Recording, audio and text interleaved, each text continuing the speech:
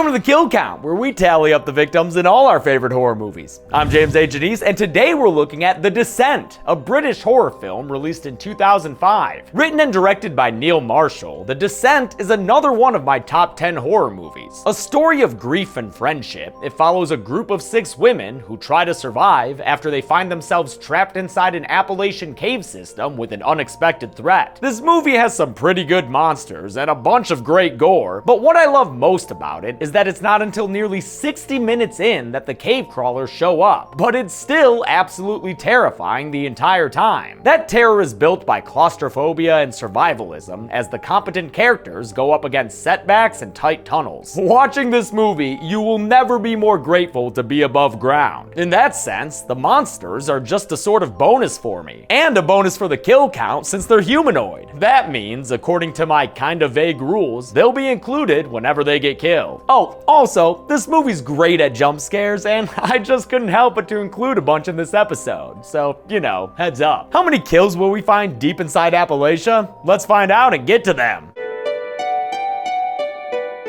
The movie begins with some whitewater rafting, where some women in a boat fight the water while laughing. These gal pals, Juno, Sarah, and Beth, are finishing up an adventure in Scotland, so Sarah's husband Paul and daughter Jessica are waiting to meet them when they dock to take her back home. Whoa, what up with the look Juno be giving Paul there? You see that shit, Beth? On their way home, Sarah giggles with her daughter and asks her quiet husband if anything's wrong. I'm fine.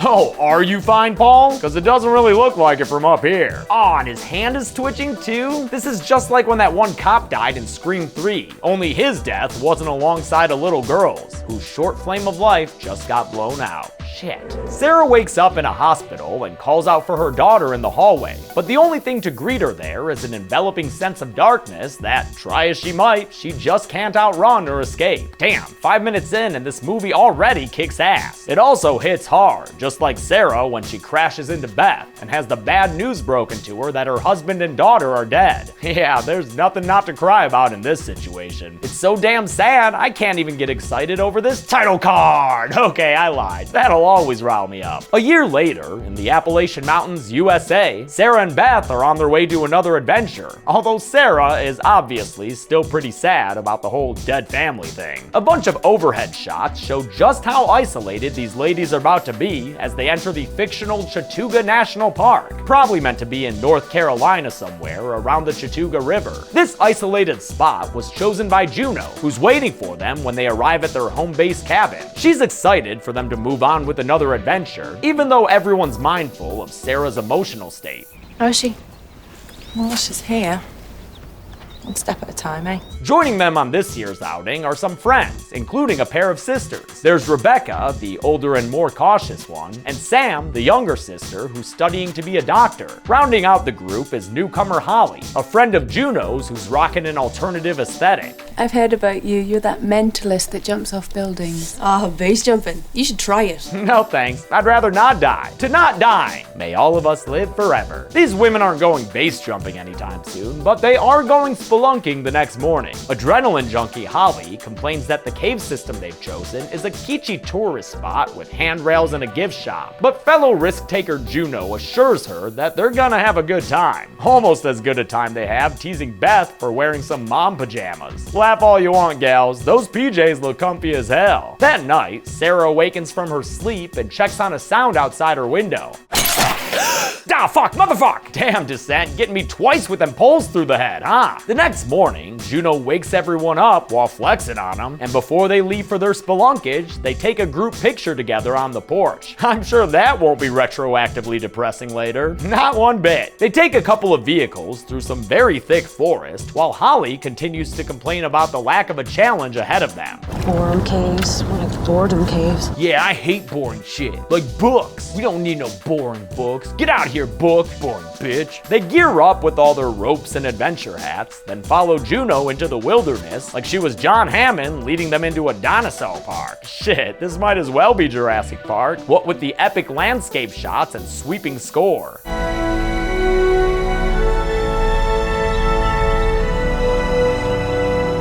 Great work by composer David Julian, who composed a bunch of Christopher Nolan's earlier films, as well as Cabin in the Woods. Juno leads the ladies to a daunting cave entrance that Beth determines to be too difficult for her skill set. I'm an English teacher, not fucking Tomb Raider. Well, that's too damn bad, Beth, because we already bought all this expensive climbing gear. Juno's the first to make the descent, and we're treated to a number of really cool shots by director Neil Marshall as the others all follow her down. And a couple of obvious green screen shots and cartoon-looking bats. Whatever, man, it was 2005. And this movie don't need real bats to be dope. They begin to climb down into the cave system, which immediately proves to feel claustrophobic as fuck. Pretty impressive, given that this movie was mostly filmed in a studio, since filming in an actual cave would be too difficult and dangerous, what with all the film equipment and crew required. Instead, they used caves made of molded foam and wood framing, created by production designer Simon Bowles, who included lots of nice touches, like stalactites made of wax to get some good backlighting to shine through them. And Bowles also kept the movie from going over budget by reusing backgrounds and rearranging the set pieces for new sections of cave. Great work with that, dude. The women travel through the cave until they reach a larger section, which they bathe in red light using a safety flare. I've always loved this composite shot of them all exploring the cave.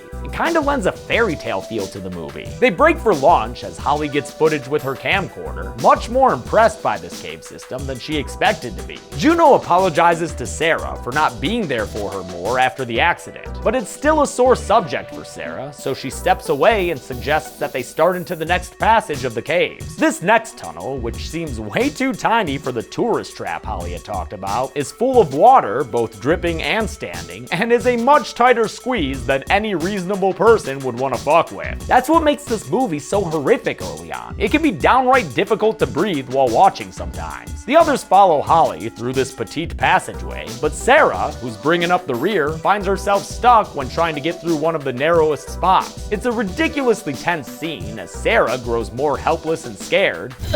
I can't fucking fuck. But Beth is able to help her best friend out by calming her down with some words of tough wisdom. What are you afraid of?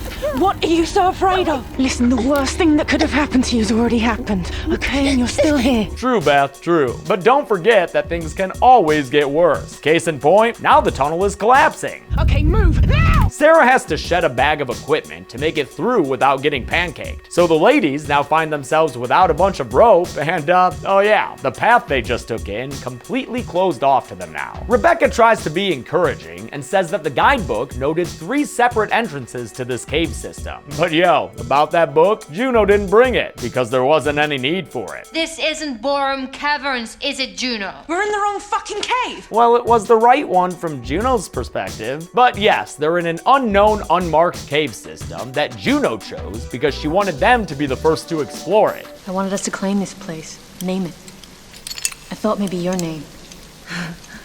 Or maybe yours. With no one above ground aware of their location, their only option left is to move forward and hope to find another way out. They come across a gap that's approximately 1 Death Star chasm wide with no bottom in sight. What's worse, because of that lost equipment bag, Rebecca's about to have to Tomb Raider her way across and create a path that the others can follow. Although no one kisses her cheek for luck, she successfully traverses the chasm. At one point, using some old climbing equipment she finds already stuck in the ceiling. Spooky!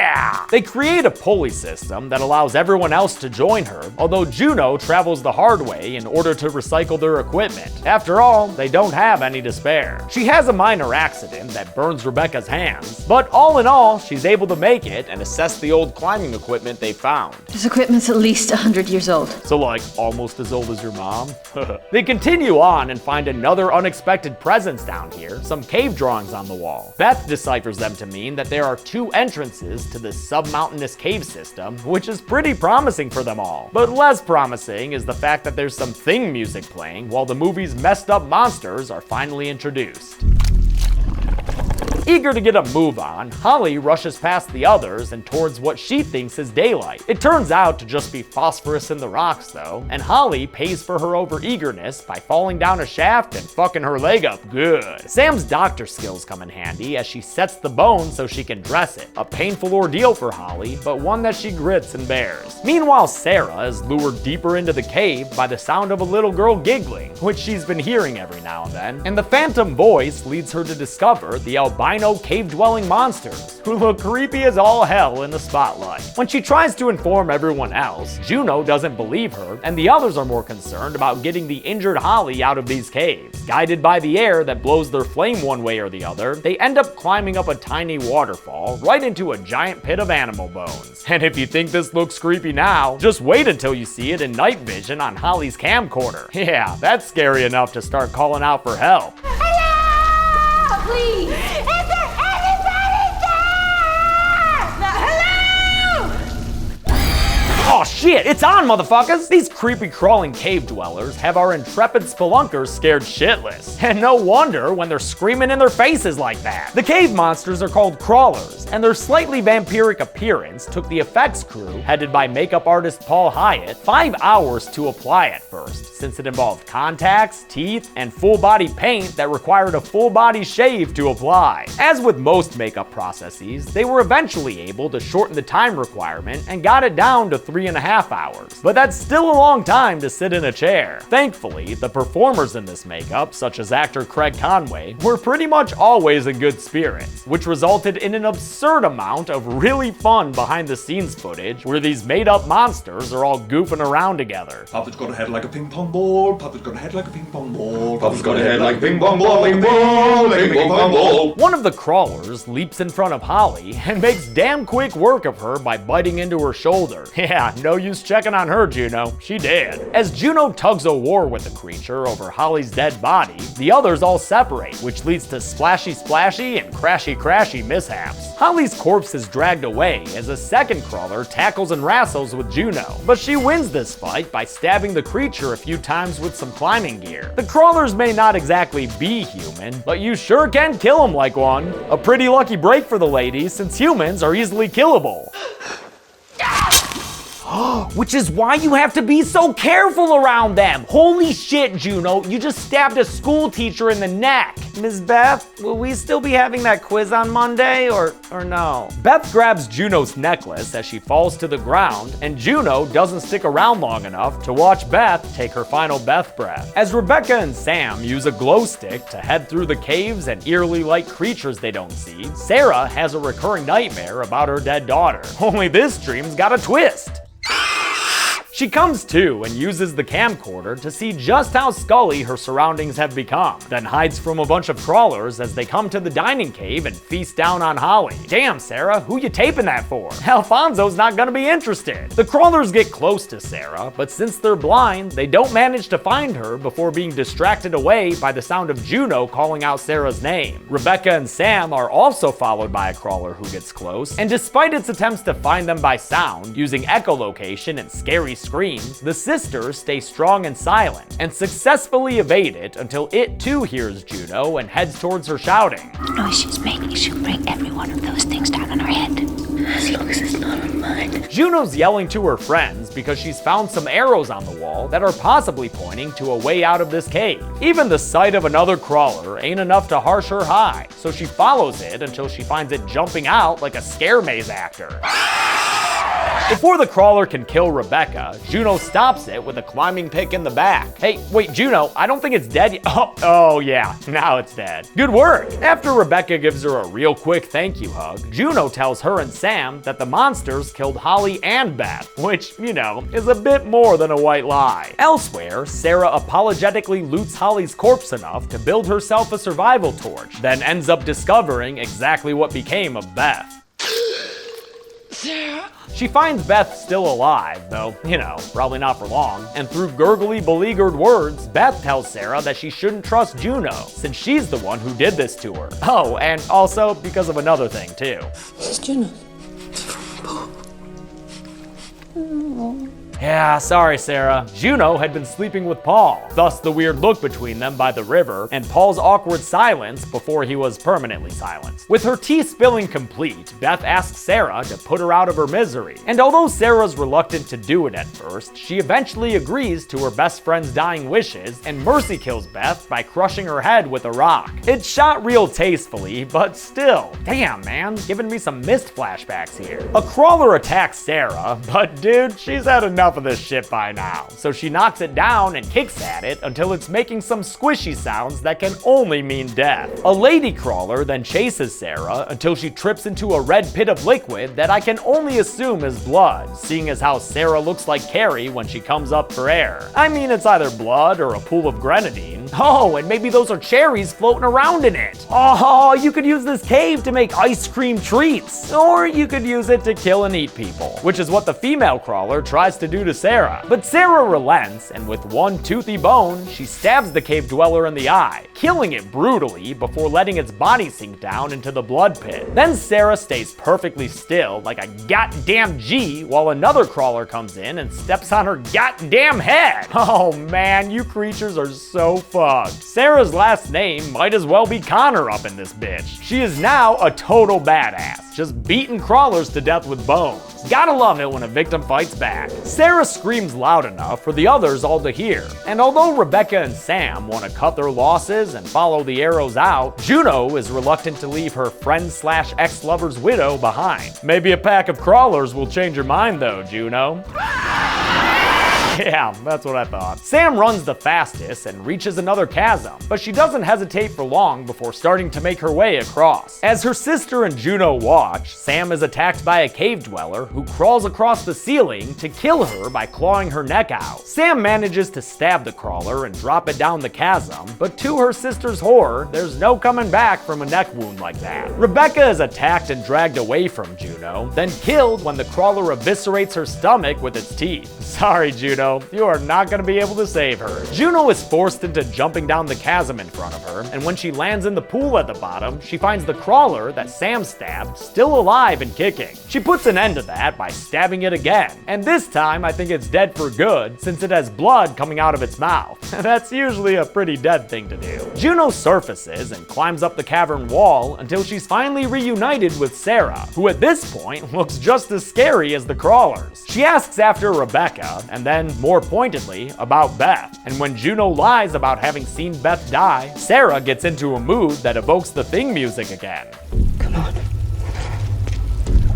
The two frenemies light their way through the cave system, making the best pair of playable characters an adventure video gamer could ask for. I'm pretty sure they have attack bonuses against hordes of crawlers, which is great for them or else they'd be toast in this 3-on-2 handicap match. They have a bit of a bust up, and when it's all said and done, the 3 crawlers are all added to the list. Since Juno bashes one of their skulls open against the rock, Sarah kills another by straight sticking her thumbs into its eyes, and Juno polishes off the third one with a torch in the mouth and a pick to the head. Sarah grabs the climbing pick and shows Juno her pendant, causing Juno to realize that Sarah must have found Beth and figured out all her secrets. Since those secrets included adultery and accidental murder, Sarah decides to stick that pick into her ex-friend's leg and leave her with nothing but the evilest eyes I've ever seen. Sarah runs off to find this cave's exit, while Juno takes the pick out of her leg and resolves to fight to the death, even though, as this kinda weird shot shows, she's got quite the imbalanced fight ahead of her. Sarah hears Juno scream before she falls down another short shaft, but at the bottom of it, she finds a ray of sunlight. And this one ain't a trick of the mind or some bullshit phosphorus, it's actual sunlight. True salvation, which Sarah scrambles her way towards in some inspirational shots.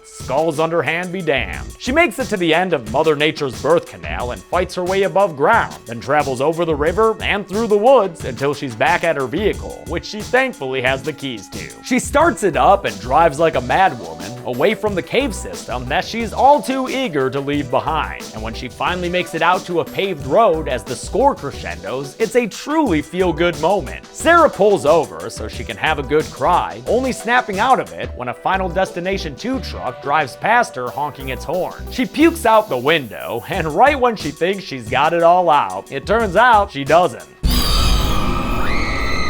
And that's where the movie would end. if you saw it in theaters in the United States. The UK and home video releases had an additional scene that was deemed too depressing for American audiences, wherein Sarah finds herself back in the cave sharing a hallucinatory moment with her dead daughter and a birthday cake. The birthday cake ends up being her torch, and a long shot with crawlers squealing in the background suggests that Sarah's pretty screwed. In both versions though, after the movie ends, we get one last somber look at the photograph these women took together before most of them got killed. Speaking of kills, how many were there in The Descent? Let's find out and get to the numbers.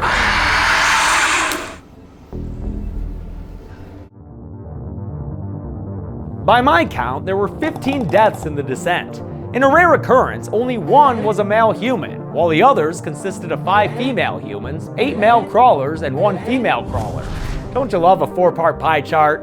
With a runtime of 100 minutes, that left us with a kill on average every 6.66 repeating minutes. That's the Devilman number. I'll give the golden chainsaw for coolest kill to Paul. There are a ton of awesome and gory kills in this movie, but that first death is so sudden and tragic. For me, it's an even more traumatizing car accident kill than the catastrophe in Final Destination 2. Also, I'm not including Jessica in this award because, I mean, you know, it's a little kid. Seems kind of cruel. Dull Machete for lamest kill will go to the first crawler that Sarah kills, which is done with a couple of off-screen head stops. And that's it. The Descent came out in 2005 and is one of my favorite horror movies from a decade where I mostly don't like the horror movies. I know, there's tons of exceptions. I just mean the general vibe of those years, okay? I'll check out the subpar sequel on Sunday, but until then, I'm James A. Janice.